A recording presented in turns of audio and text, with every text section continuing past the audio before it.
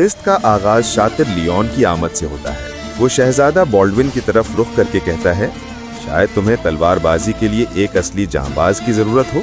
बालिन जो पास खड़ा है सर्द लहजे में जवाब देता है, आप वो आखिरी शख्स हैं जिससे कोई जांबाजी की बात करेगा।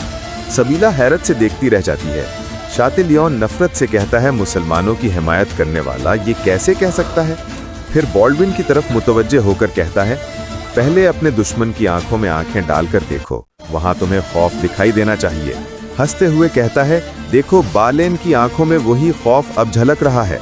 कहकर वो फौरन हमला कर देता है और उसका वार बेमिसाल और कत्ल खामोश की मानिद सबसे शानदार साबित होता है। बालेन वार को शानदार तरीके से रोक लेता है। शाम में ये खबर सुल्तान नूरुद्दीन तक पहुंचती है कि शेर को शहीद हो गया है। ये सुनकर सुल्तान गहरे गम में डूब जाते हैं और रंज भरे लहजे में कहते हैं, शेरकों के दस्ते को अशियाए इस्तेमाल फराहम कर दी गई हैं। वजीर मुअद्दबाना अंदाज में जवाब देता है, जी हाँ हुजूर, उन्हें तमाम ज़रूरी सामान दे दिया गया है।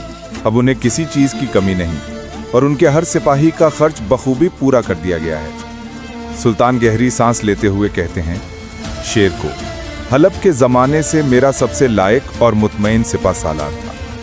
मैं अभी तक उसके सदमे से बाहर नहीं आ सका। महदूद आगे बढ़कर एहतराम से कहता है, जहां पना जिस दर्जे का मुजाहिद शेर को था वो रोज रोज पैदा नहीं होता। अल्लाह उनके दर्जात को बुलंद फरमाए। सब दरबारी और सिपाही यक जुबान होकर कहते हैं, आमीन। सुल्तान आहिस्ता से आसमान की तरफ देखते हैं और कहते हैं, वो हमें जाते जाते मिस्र तोहफे में दे गया। और उनकी आंखों में फख्र और दर्द एक साथ झलकने लगता है। मिस्र में सुल्तान सलाहुद्दीन अय्यूबी तख्त नशीन होते हैं। तख्त नशीनी के फौरन बाद वो दरबार ख़ास में वज़ीरों के साथ बैठकर सल्तनत के अहम अहकामात सादिर करते हैं। दरबार में वक़ार और खामोशी की फ़िज़ा छाई होती है। हर आँख सुल्तान की ज़बान से निकलने वाले हर लफ्ज़ पर टिकी होती है। सलाहुद्दीन बुलंद आवाज़ में फरमाते हैं, काजी फाजिल को दीवान खिताबत का मुशीर आला मुकर्रर किया जाता है और वो मेरे नायब की हैसियत से खिदमत अंजाम देंगे। फिर वो कहते हैं, आज से लश्कर के कमानदार आज़म सरदार का बेटा सरदार आफाली होंगे, जिन्हें शहर की फाजिल इंतज़ामिया और घुड़सवार दस्ते की निगरानी सौंपी जाती है। सुल्तान अपने निगाह दूसरी जानिब मोड़ते हैं और फरमाते हैं, तीरंदाज दस्ते की तमाम जिम्मेदारी बोझों के सुपुर्द की जाती है। वो इब्राहिम की तरफ मुतवज्जो होकर फरमाते हैं, महल की हिफाजत की जिम्मेदारी आज से तुम्हारे सुपुर्द है। फिर रुख मोड़कर कहते हैं, लतीफ़ खलील जो महल के तबीब आज़म हैं, आज से मेरे मामलाते ख़ास के निगरान और मेरे करीबी मुशीर होंगे। ये सुनते ही कारा तेगन जरा तंजिया अंदाज में कहता है, और मेरे लिए क्या कोई फरीज़ा नहीं? सुल्तान के करीब खड़े कारा तेगिन को पुरअज़्म लहजे में जवाब देते हैं, राह हक के सिपाही बोरू कबीले के सरदार कारा तेगिन, आप आज से अपने प्यादा और सवार दस्तों की तंजीम के खुद जिम्मेदार होंगे। कारा तेगिन हैरत से कहता है, ये क्या काम मुझ पर रखा गया है? सुल्तान मुस्कुराकर कहते हैं, आज से आप खजानची सल्तनत भी हैं और तहसीलदार आला भी।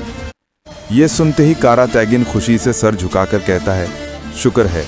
सुल्तान कहते हैं, अल्लाह हमें शर्मिंदा ना करे।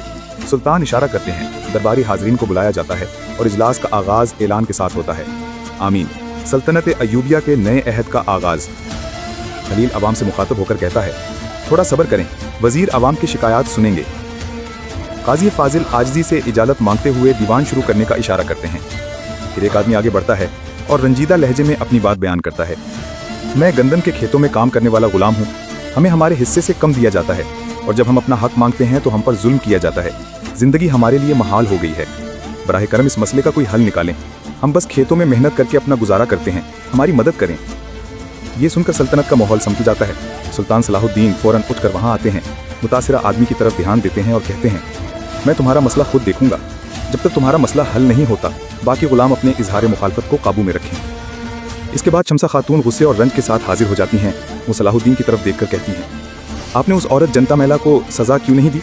आपने मेरा एतमाद तोड़ दिया। सलाहुद्दीन हैरत से शमसा को घूरते हैं और नर्म लहजे में जवाब देते हैं, उसने कोई जुर्म साबित नहीं किया, इसीलिए सज़ा मुमकिन नहीं। शमसा जिद कर कायम रहती हैं, अगर सज़ा मुमकिन नहीं तो कम अज़ कम उसे अपने हमरा रखकर मेरे तहफ़्फ़ुज़ की ज़मानत दें। इंसाफ यही तकाजा है। वो औरत आपकी जान लेने की कोशिश कर चुकी है, मौका मिलने पर वो कत्ल भी कर सकती थी। ऐसे शख्स को रिहा कर देना कैसे जायज़ है? वजीर सलाहुद्दीन कहते हैं, इंसाफ का यही तकाजा है शमसा खातून, क्या आप चाहती हैं मैं वजीर बनकर इस्लाम के कवानीन का इन्हिराफ करूं? यह खबर शाम तक पहुंची तो सुल्तान नूरुद्दीन और दरबारी मामले पर तबादला ख्याल करते हैं। कर्की मलका सलाहुद्दीन की कैद में है, उसको बतौर हथियार इस्तेमाल किया जा सकता है और किले की राह को महफूज बना सकते हैं। फैसला ये होता है कि फ़ौरन मकतूब लिखकर दरख्वास्त की जाए कि मुतालिका कैदी हमारे हवाले किया जाए ताकि शाम की अदालत में मुकदमात चलाए जा सकें। मुकदमात की नौयत पेचीदा और मुतअद्दिद जराइम पर मुश्तमिल है, इसलिए फैसले में वक्त लगेगा। इसी दौरान कैदियों को हम अपने ज़ेरे निगरानी रखेंगे ताकि अमन और तिजारत दोनों महफूज रहें। शमसा खातून की आवाज़ आती है, मैं एक मसीही लड़की हूँ, मेरा इंसाफ से क्या ताल्लुक? सलाहुद्दीन रुक कर देखते हैं।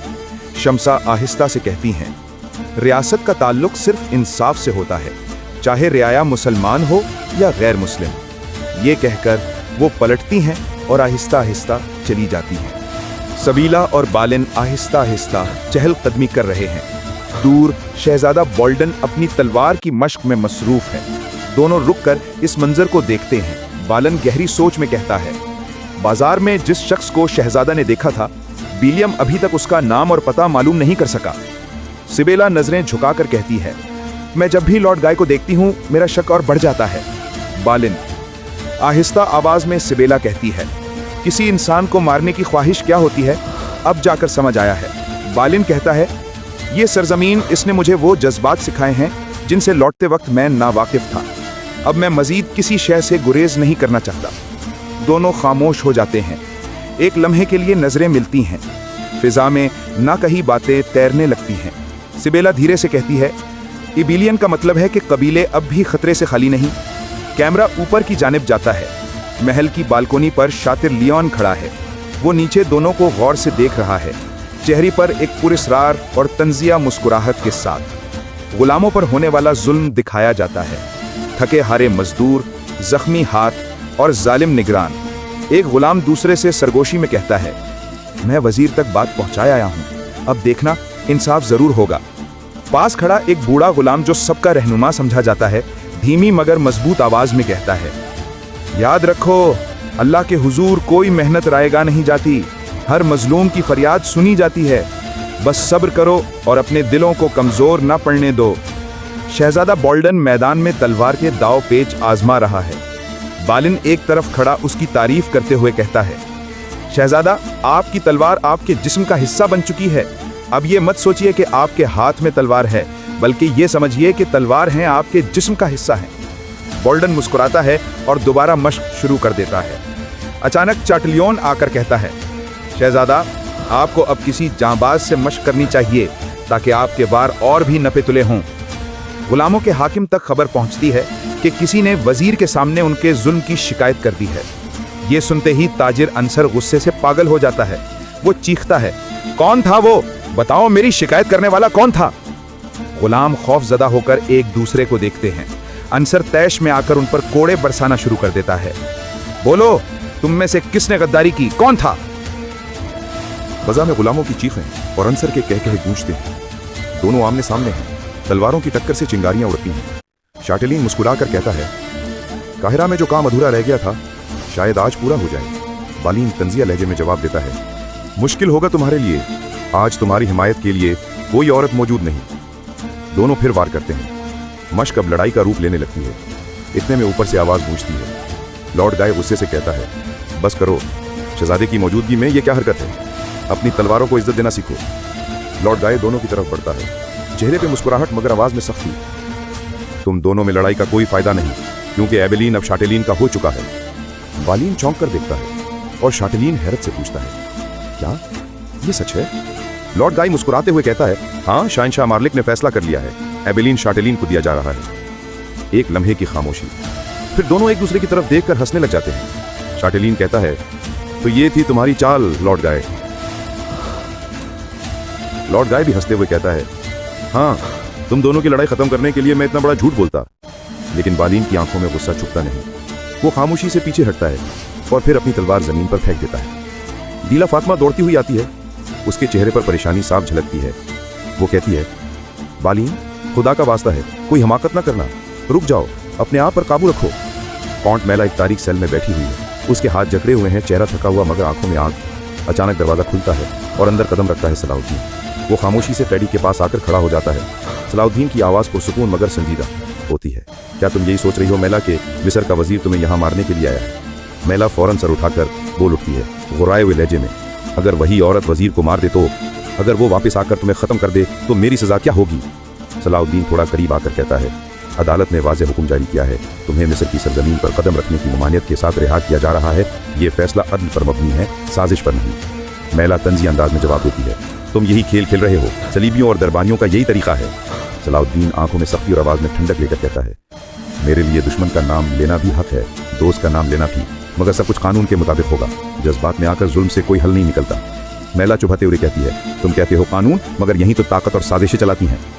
सलाउद्दीन कदम पीछे हटाकर संजीदगी से बोलता है, ठंडे दिमाग से सोचो मैला, अगर वाकई तुम मेरे कत्ल का इरादा रखती हो तो मेरे सामने आओ। जैसे मेरा हुक्म मिस्र में चलता है, मेरी तलवार भी चलती है। उम्मीद है आज की किस्त आपको पसंद आई होगी। वीडियो को लाइक और चैनल को सब्सक्राइब करना न भूलें ताकि आने वाली किस्त आसानी देख सकें।